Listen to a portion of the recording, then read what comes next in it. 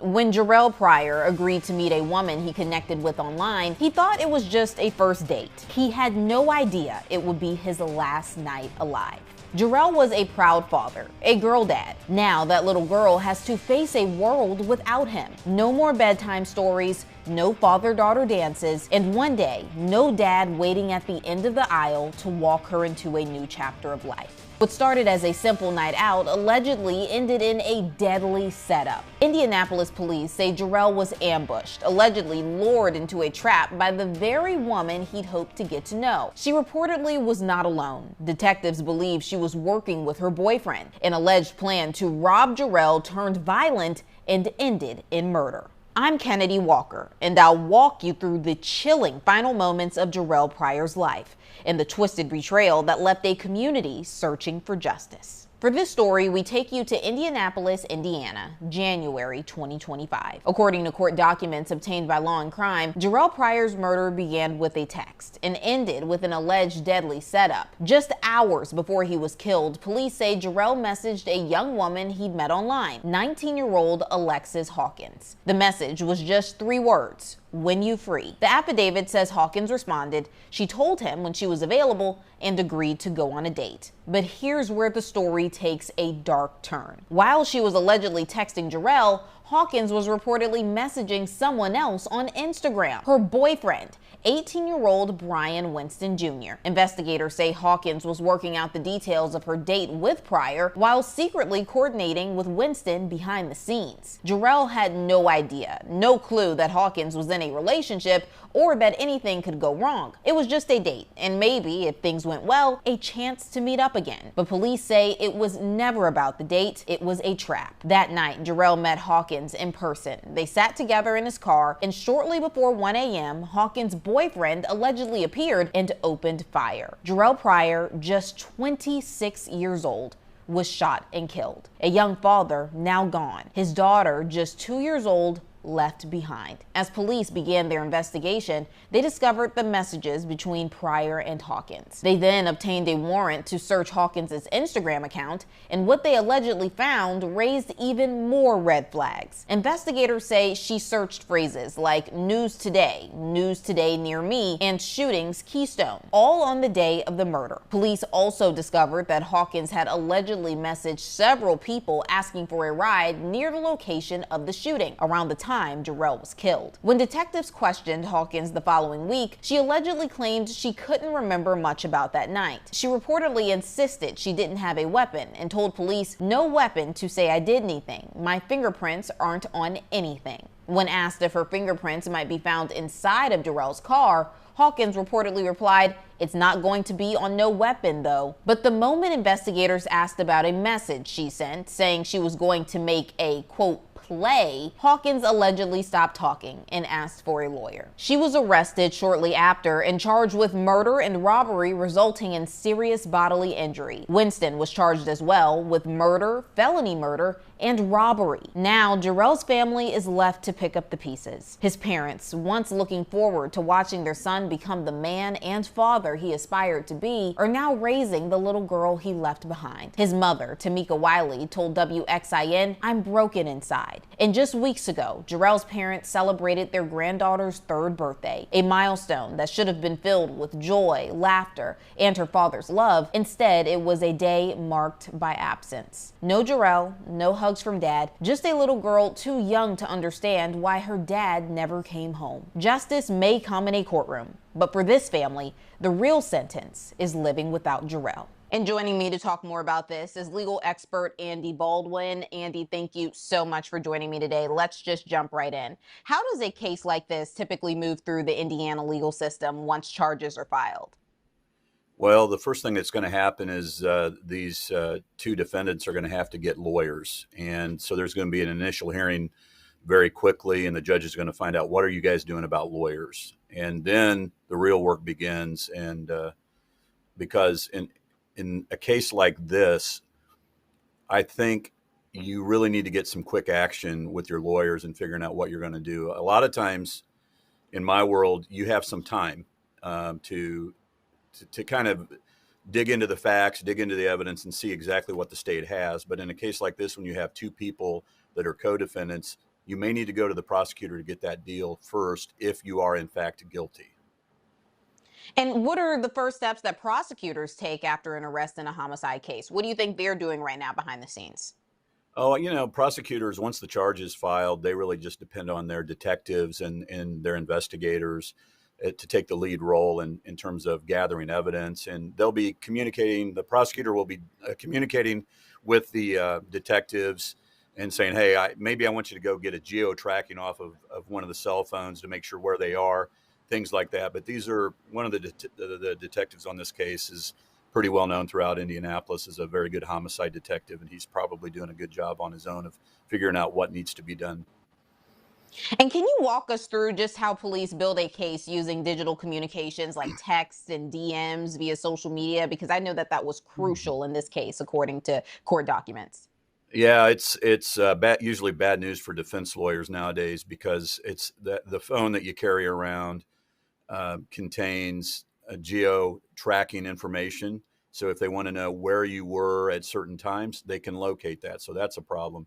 Texting is a real problem because it gives a context of what might have been going on. So in this case, I can tell you what the detectives very quickly sent letters to Google and to Meta saying, preserve the evidence. We need the evidence preserved. But on top of that, while they're preserving that evidence, they're getting search warrants for the phone. So Alexis, who's one of the defendants, they have her phone. Brian Winston, the other defendant, he tried to break his phone, according to the probable cause affidavit, at least. And whether he was successful or not, we don't know yet. But they're going to get search warrant for those phones, so they do everything right. And then they're going to start going and digging through the Instagram and Snapchat and all the other things, direct messages from Facebook, and see if they can tell the story. If the investigation can point toward one or both of them more definitively than currently. Now, both suspects, they were charged with murder, and I think Brian was the one that was charged with felony murder. What's the legal difference between murder and felony murder under Indiana law? Yeah, so actually, it looks like it's Alexis that's charged with the felony murder. It looks like what they're trying to say is that Alexis was in a car with the deceased Jarrell Pryor, and I think from reading it's a 12-page probable cause affidavit, and what they're kind of saying is Alexis took Jarrell on a date, or he took her on a date, but she was cluing Mr. Winston, her actual boyfriend, in on where they were going to be and so forth, and that Mr. Winston then at some point in time came in knowing where they were and shot and killed Mr. Pryor. And so Alexis is charged with felony murder, and felony murder is, hey, I did not actually do the shooting, but I knew what was going on, and there was going to be a robbery. And I was a participant in the robbery, which is a felony. And when somebody gets killed during the commission of a felony, then you can be charged with felony murder, even though you had nothing to do with the shooting. Could this be considered even a conspiracy to commit murder, even if only one person fired the gun? It definitely could be. And I think they may have to amend their charging information later on. But conspiracy means you actually have to prove the murder. Felony murder is such a problem for defense lawyers because a lot of times what happens is nobody was intending to be killed. The two participants, if Alexis and Brian, the two defendants, were actually just trying to rob the person, then in reality, they weren't committing murder. They were just committing robbery. And that's why the felony murder matters. A conspiracy to commit murder would mean that you would have to show that they actually intended to kill this young man. Yeah, I know we just talked about the charges could be upgraded to that, but is there any way that anyone could take some type of plea or even going to manslaughter, or is that just not possible with a case as strong as this one? Oh, anything's possible. And I don't know how strong the case is at this point. I mean, I've read through the probable cause affidavit, and thinking like a defense lawyer does, I see that both of them have arguments that they can make. And that's why I think whoever gets to the prosecutor first, may get the better plea offer. However, you have to start with the presumption of innocence. Of course, I'm a defense lawyer, so this is what I do, and I start with the presumption of innocence. And I would be asking, if I had either Alexis or Brian, I'd be asking them maybe sooner rather than I normally would in a case. Hey, it's time to kind of tell me what might have happened, because if you have any involvement at all, I need to go to the prosecutor and cut this deal before the other side gets to the prosecutor. So yeah, a plea agreement could be on the table for sure. And can you walk us through just what that looks like, since you do have a lot of experience with that? What could both sides be arguing when they go to the prosecution when they're trying to get a deal? Yeah, the way I would argue it is that we'll take Alexis for example. Alexis, when you read the probable cause affidavit, she denies having any involvement in the shooting, but at least on the probable cause affidavit paperwork, she does admit that she was there when the shooting happened, and that she was scared and that she ran away. And so it could be that she points the finger at Brian Winston, her boyfriend, and says he's a jealous guy. He showed up, and I had no idea what was going to happen, and he shot and killed this guy because he's a jealous guy. Brian and I, my boyfriend, we were fighting earlier in the day, so I went out with a different guy and my jealous boyfriend. And so when you go to the prosecutor, you say, this is what my client's going to say if we go to trial. And she's willing to come forward and incriminate Mr. Winston, but she wants, you start with swinging for the fences. She wants all charges dismissed. Now, Mr. Winston, on the other hand, reading through the probable cause affidavit, I don't see that there's not a whole lot of evidence, direct evidence, that links him to the crime. So if I were him, I'd be saying, I'd say, I have no idea what happened here.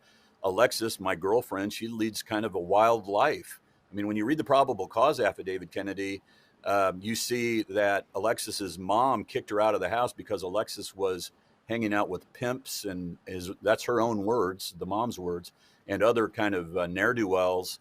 And so if I'm Brian Winston's attorney, I'm saying, he has nothing to do with this. And Alexis is hanging out with these kind of, this wild crowd, and anybody could have killed her. And so, I don't really know what you want me, my involvement is nothing. So there's nothing I can do. Now, I don't know that Brian's going to be able to say ever, like, I knew what happened with Alexis, because then it would implicate himself, unless he's going to say that Alexis told me what happened. But Kennedy, when you read the probable cause affidavit, you're going to see that at whatever happened about 1 a.m, roughly. Mm-hmm. And about 5:30, a few hours later, when Alexis and Brian, her boyfriend, are communicating on by text, and they're saying, I love you, I'm sorry. But they don't talk anything about shooting or a shooting or a killing or anything like that. So it just seems like a boyfriend and a girlfriend that were in a fight. So there's a lot of stuff going on in this case where a defense lawyer can make some hay. Yeah, just so many moving parts. But do you think, and this is all speculation at this point, obviously, but do you think that Alexis would truly have an argument like the one you suggested, given the fact that they have her, alleged Instagram messages where she's planning everything with the boyfriend? It's a little unclear, honestly, when you read it. You can interpret things the way that you want. And by the way, I mean, just because she looks like she's wanting to rob somebody doesn't mean it was with it. In the probable cause affidavit, here it is. There, she does send like what I would say a really bad text out about hitting a lick, or the phrase "hitting a lick" is street slang for I'm going to rob somebody and take some of their stuff. And she talks about hitting a lick, and that's pretty bad. But it doesn't mean that it was with Brian Winston. I mean, if she's hanging out with lots of bad people, she could have been hitting a lick with anybody. And so there's another wrinkle on this case as well. And I don't see Brian and Alexis being boyfriend and girlfriend too much longer. I will tell you that much. I mean, I think somebody's going to have to turn on the other here shortly, and they'd probably be wise to do that unless they are absolutely not guilty. But there seems to be too much evidence to support that theory. Right. I'd be surprised if they're still boyfriend and girlfriend, given the fact that they're both sitting in jail right now. I feel like that's pretty hard to maintain a relationship while that's going on. But you would be surprised. Oh, yeah, you know what? You're absolutely right. Anything is possible. Well, both suspects were charged with robbery resulting in serious Mhm. bodily injury. Can you explain what that means in this context?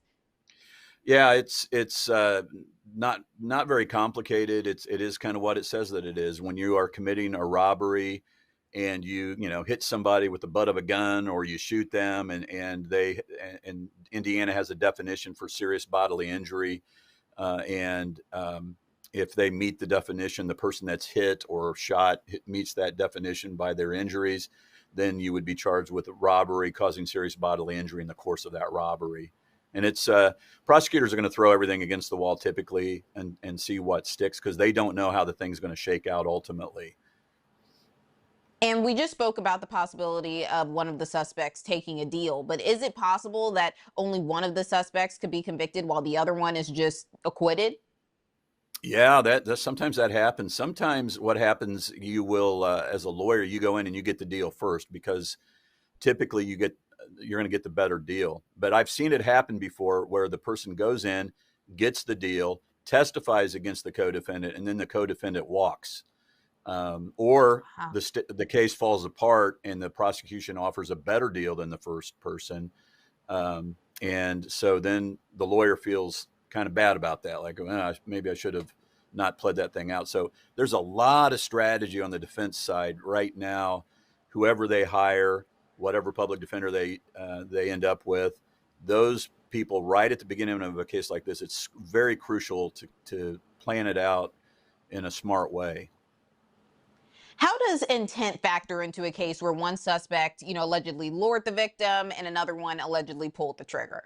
But because in the felony murder law of Indiana, it doesn't matter who pulls the trigger. It just doesn't. And so you better not have been a participant in the robbery. And that's why I think she's going to have to go with, if everything kind of shakes out, she's going to have to go with, if there's evidence, for example, that Brian, her boyfriend, showed up, there's geo tracking on his phone that shows that, then she's going to have to say this came out of nowhere. I mean, this guy's jealous. He's angry.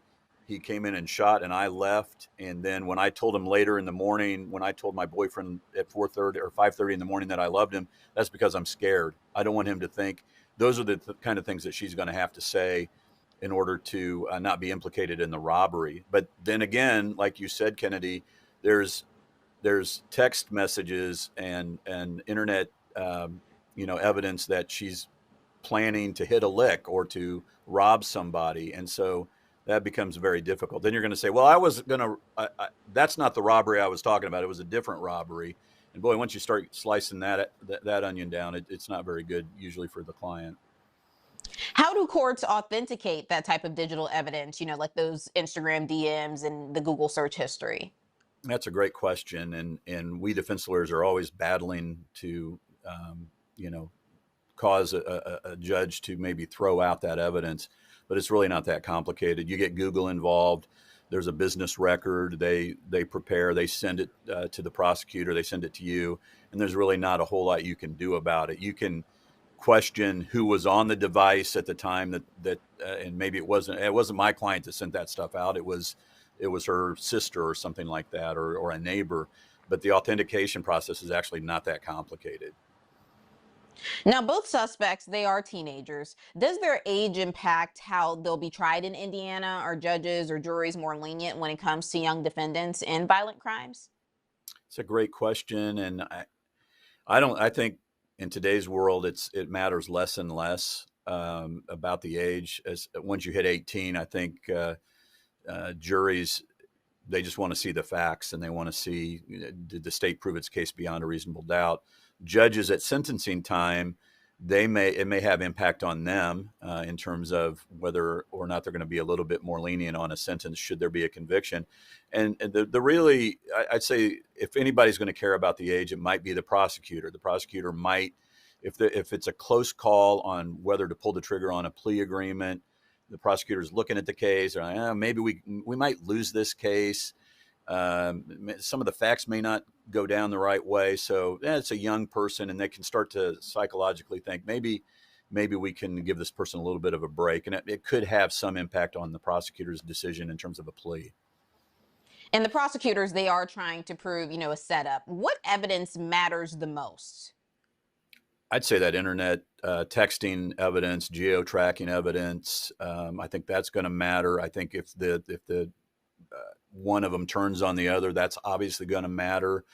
But that texting evidence and the evidence off of the phone is just devastating to so many defendants. It's like I want to tell people, if you're going to get into the life of crime, just get rid of your phone. It's going to be a lot easier. But then you also have to worry about video and so forth. They did find one video on this case at a liquor store that potentially showed Alexis in the vehicle with Mr. Pryor, who was the person that was killed.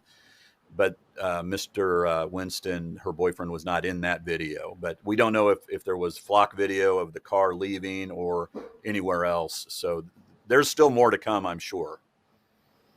If convicted, what kind of sentence could each suspect face? They're facing 45 to 65 years, and in reality, that 45 is a mandatory minimum, meaning Wow. the best they can do is 45 years. And in Indiana, currently you have to serve 75% of that. So I'm not good with math. I don't know what that would be. I think it's 37 and a half years, something like that. So yeah, that's why sometimes we as lawyers, what we're trying to do is get off of that mandatory minimum for murder down to a level 2 voluntary manslaughter. I mean, you never know. It could be a situation. You never know what's going to happen on a case like this. It could be self-defense, for crying out loud. Maybe the guy in the car was doing something. You just never know what's going to happen. But if you can get it knocked down to voluntary manslaughter, I was angry, she was cheating on me, and then that knocks it down to a level 2 felony, which in Indiana carries 10 to 30 years, and that's not mandatory minimum. So the lawyer is always trying to get the thing pled down, if the person is actually going to be found guilty, get it pled down to something more manageable, so that the person, especially when they're young, that for the defense lawyer, that's a big deal when they're young, because then you can say, gosh, you're going to get out when you're 40. But when they're 40 already and they're going to get out when they're 75 or 80, then it's like you might as well roll the dice at that point in time. And that actually, I forgot to add that part, is who does the age impact? In a lot of ways, the biggest impact is on the defense lawyer and the choices that you make and the risks that you're willing to take on behalf of your client. I'm surprised. So no one is looking at a life sentence for this?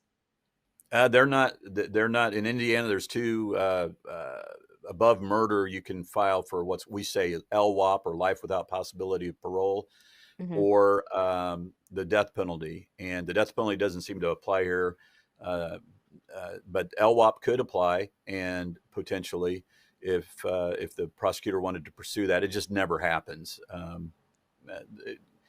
The range of penalties for murder is so severe that there's really not. And for most people, it is a life without possibility of parole.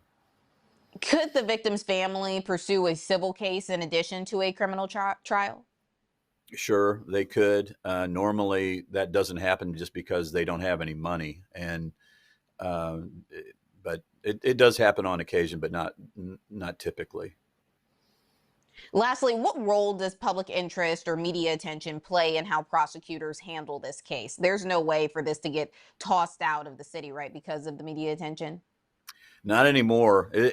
I've been practicing over 30 years, and when I was much younger, it was somewhat common to get venued out because of publicity.